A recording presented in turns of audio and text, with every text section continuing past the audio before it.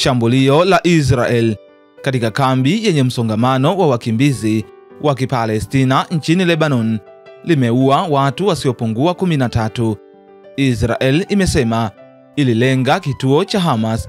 Hata hivyo, kundi la Hamas limekanusha likisema halina vituo vya kijeshi ndani ya kambi za wakimbizi wa Kipalestina nchini Lebanon.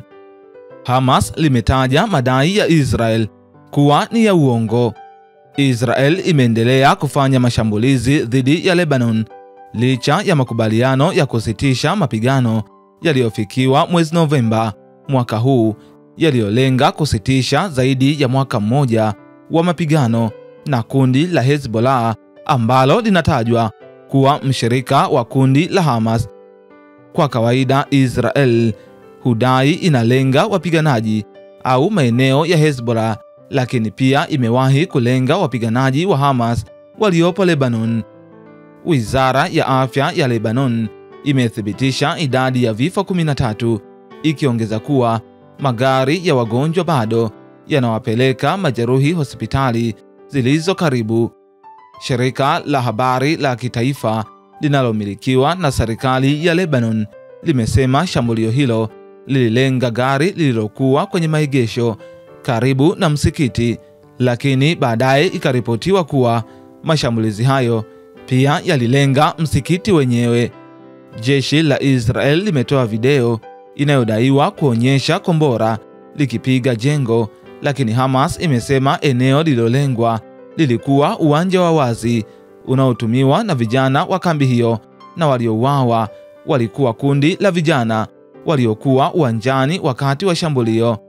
Mashambulizi haya ya Israel yanakuja ikiwa ni siku chache tu zimepita tangu waziri mkuu wa Israel Benjamin Netanyahu atangaze kuwa hatamani kuona taifa la Palestina linaanzishwa tena katika ukanda wa Gaza.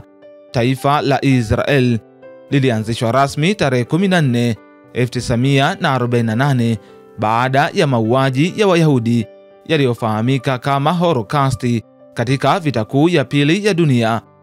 Shinikizo la kimataifa na Umoja wa Mataifa ukalazimika kuwapatia Wayahudi eneo la kuishi. Umoja wa Mataifa mwaka 1947 uliidhinisha mpango wa kugawa Palestina katika mataifa mawili, yani Israel kwa Wayahudi na Palestina kwa Waarabu. Wayahudi walikubali mpango huo, lakini Waarabu walikataa mpango huo. Miezi michache baadaye, vita vya kwanza kati ya Israel na nchi za Kiarabu ikazuka, na baada ya vita, Israel iliweza kuchukua ardhi kubwa zaidi ya ile iliyopewa na Umoja wa Mataifa, na kutoka hapo ikawa taifa huru la Wayahudi linalotambulika kimataifa. Lakini tangu kuanzishwa kwake mpaka hivi sasa, eneo la ukanda wa Gaza limegeuka kuwa eneo la vita. Endelea kuifuatilia BMTV Tanzania.